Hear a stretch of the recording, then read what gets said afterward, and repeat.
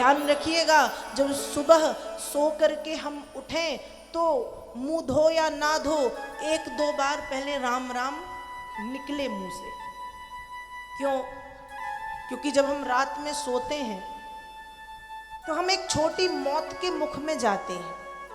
आपने सुना होगा, अपने आस पड़ोस में देखा होगा कि एक व्यक्ति ऐसा जो रात में सोया तो सुबह सो करके ही नहीं उठा ही नहीं। आप भी आश्चर्य में कि सुबह ठीक, रात में ठीक था, अच्छे से भोजन किया, बातें की, हंसी मजाक किया, और सुबह पता चला राम नाम सत्य है, सत्य बोलो मुक्ति, चले गए। इसलिए जब सुबह सबसे पहले उठो तो 1-2 बार राम राम की प्रभु आपकी कृपा से जैसे सोए थे वैसे ही उठ गए। दिन भी अच्छा हो जाएगा, प्रभु का धन्यवाद भी हो जाएगा, और भगवान शंकर जिस नियम को अपने जीवन में धारण किए थे वो नियम भी हो जाएगा। राम नाम कह देंगे हम। तो 87,000 वर्ष के बाद भगवान जागे हैं और भगवान के मुख से निकला है, राम नाम शिव सुमिरन लागे, जानेऊ सती जगत पति जागे। सती जान गई, जगत पति, जगत पिता, जगत गुरु भगवान शंकर जाग गए। भोलेनाथ जागे। अब सती तो सती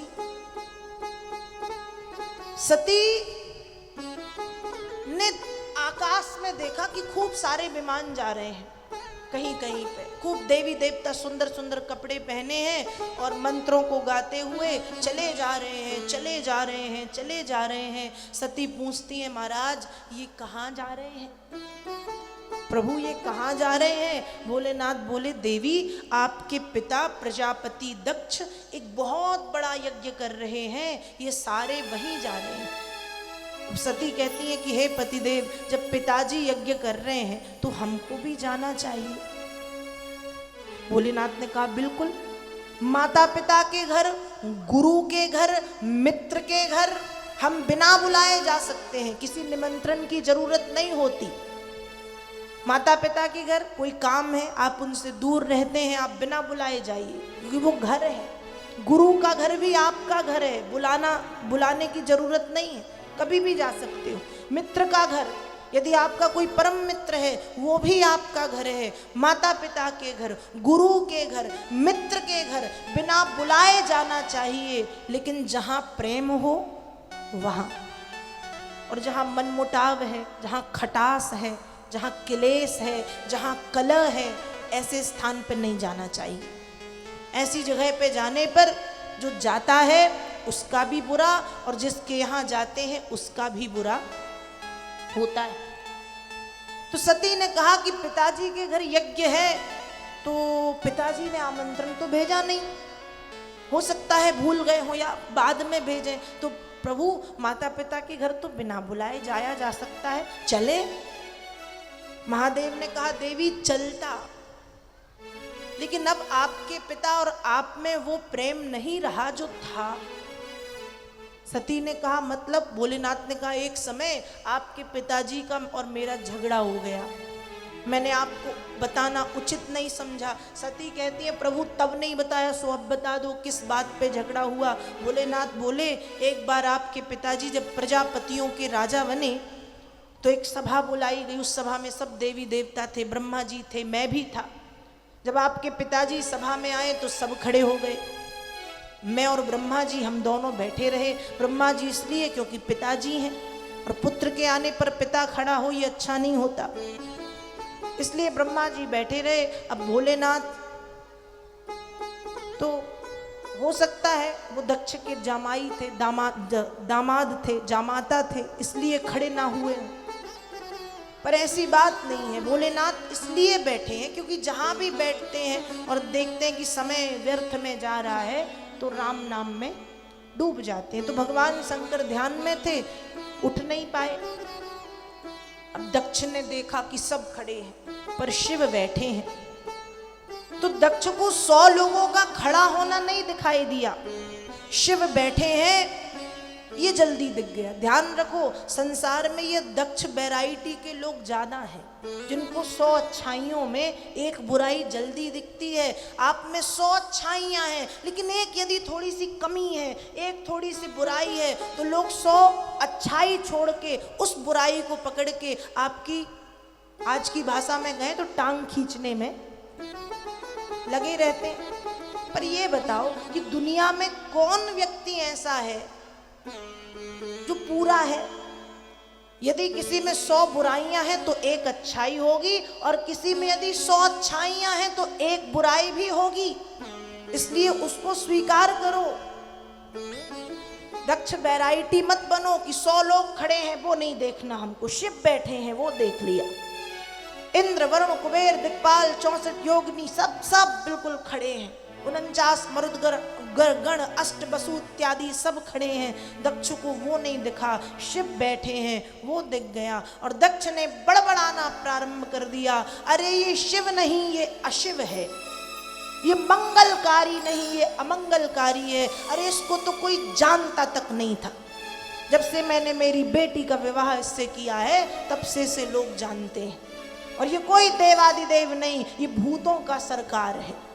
इसे कोई फूलों की माला नहीं पहनाता, मुंडे की माला पहनता है। इसके पास आभूषण नहीं है, सर्प, बिच्छू, ततैया, बर्रैया गहने के रूप में लपेटे रहता है। ऐसे कहा।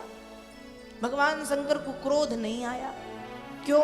क्योंकि भोलेनाथ के सिर पे तो सदैव अखंड ज्ञान की अनंत गंगा अविरल रूप से प्रवाहित होती रहती है। क्रोध नहीं आया और मुस्कुराने लगे, और दक्ष का क्रोध बढ़ता गया, बढ़ता गया।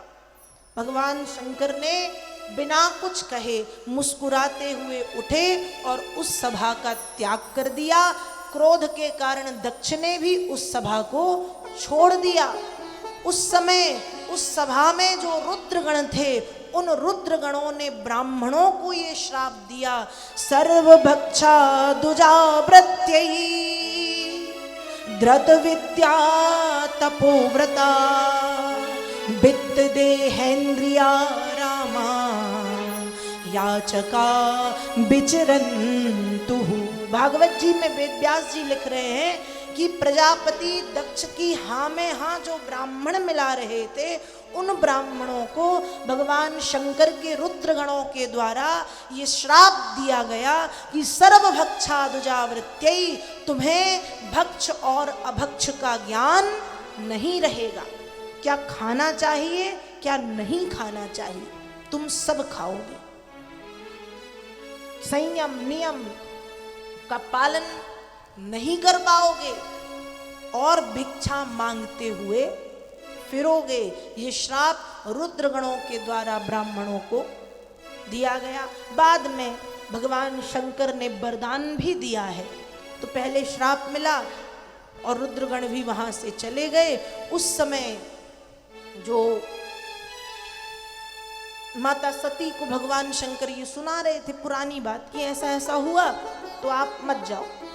पर सती तो सती कहती, पतिदेव झगड़ा तो आपका हुआ था, मैं तो जाऊंगी। जब मैं जाऊंगी तो मेरे माता पिता, मेरी बहनें मुझे भेंट देंगी, उपहार देंगी, मैं तो जाऊंगी।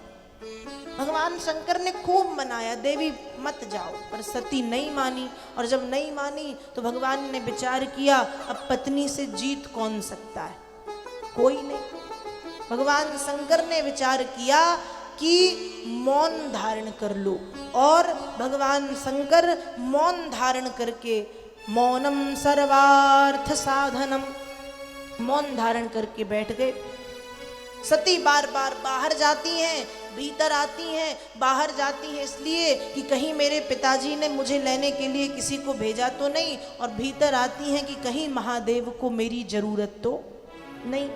बाहर भीतर होते होते सती का क्रोध बढ़ गया, और क्रोध इतना बढ़ गया, इतना बढ़ गया कि भगवान शंकर के मना करने के बाद बिना पूछे सती ने दक्ष के यज्ञ में जाने का निर्णय ले लिया। सती चली गई।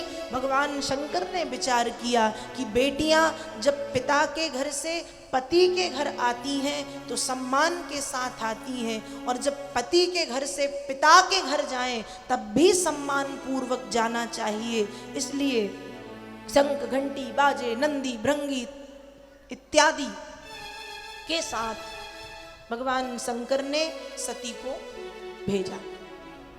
भगवान शंकर ने सती को भेजा, सती पहुंची गंगा के तट पर, यज्ञ मंडप बना है। सबसे पहले पिता से मिली तो पिता ने बात नहीं की, बहनों से मिली तो व्यंग्यात्मक बातें की, माँ से मिली, एक माँ ही है, ध्यान रखना, एक माँ ही है जो अपनी संतान को निस्वार्थ प्रेम करती। पिता के प्रेम में तो स्वार्थ होता है, स्वार्थ मतलब ऐसा कि हमारा बेटा है या बेटी है, मतलब हमारी संतान है, ये कुछ करेगी, इसका नाम होगा और मेरा नाम होगा, पिता का ये स्वार्थ रहता है थोड़ा सा। पर माँ का कोई स्वार्थ नहीं रहता, माँ का तो इतना ही है, वो ठीक से खा ले, ठीक से सो जाए, उसकी तबीयत ठीक रहे, माँ को कोई लेना देना नहीं कि उसका नाम हो रहा है या नहीं हो रहा, उसकी नौकरी चल रही है या नहीं चल रही। माँ को एक ही चिंता रहती है, खाया कि नहीं, सोया कि नहीं, तबीयत ठीक है कि नहीं। तो इस संसार में माँ अपने बच्चों को निस्वार्थ रूप से चाहती है, तो एक माँ ही है जो निस्वार्थ रूप से सती को गले से लगाती है। सती भी माँ के हृदय से लग के रोने लगी। फिर सती यज्ञ मंडप में गई। यज्ञ मंडप में सती देख रही हैं कि सभी देवी देवताओं का आसन है, लेकिन ईशान कोण पूर्व और उत्तर दिशा के बीच में जहाँ पर भगवान शंकर को आसन दिया जाता है, वहाँ पर भगवान शंकर का आसन नहीं है। सती का क्रोध बढ़ गया। उत्तर दिशा तरफ भगवती ने मुख करके पीला वस्त्र अपने ऊपर डाला और अपने पिता दक्ष से कहा कि मैंने कहा था यदि मेरा अपमान करोगे तो पुत्री नहीं रह पाऊंगी। तुम जितने ज्ञानी थे उतने अज्ञानी हो गए हो, इसलिए आज तुम्हारा त्याग करके जा रही हूं। और भगवती ने दाहिने पैर के अंगूठे से योग अग्नि प्रकट की और उस योग अग्नि में भगवती जलने लगी। और जब भगवती जल रही हैं तो वेद व्यास जी भागवत में लिख रहे हैं कि सती ने सबसे पहले भगवान शंकर के चरणों का यहाँ भ्रकुटी में ध्यान किया। सती कह रही हैं ततः स्वभर्तुस चरुणाम्भुजा शवम जगद्गुरुश्चिन्तयति न चापरम ददर्श देहो हतकल्मषा सती सद्दा प्रज्ज्वाल समाधिजाग्निना। भ्रकुटी केंद्र में भगवान शंकर के चरणों का ध्यान किया है। ततः स्वभर्तुस चरणाम्बुजा, चरण कमलों का, चरण अम्बुजा मतलब चरण कमलों का ध्यान किया और कहा कि प्रभु इस पापी शरीर से बहुत पाप किए हैं, अब इसे और पाप नहीं करने दूंगी, जला करके भस्म कर दूंगी। चरणों को देखते हुए भगवती ने योग अग्नि प्रकट कर ली और उस योग अग्नि में भगवती जलने लगी।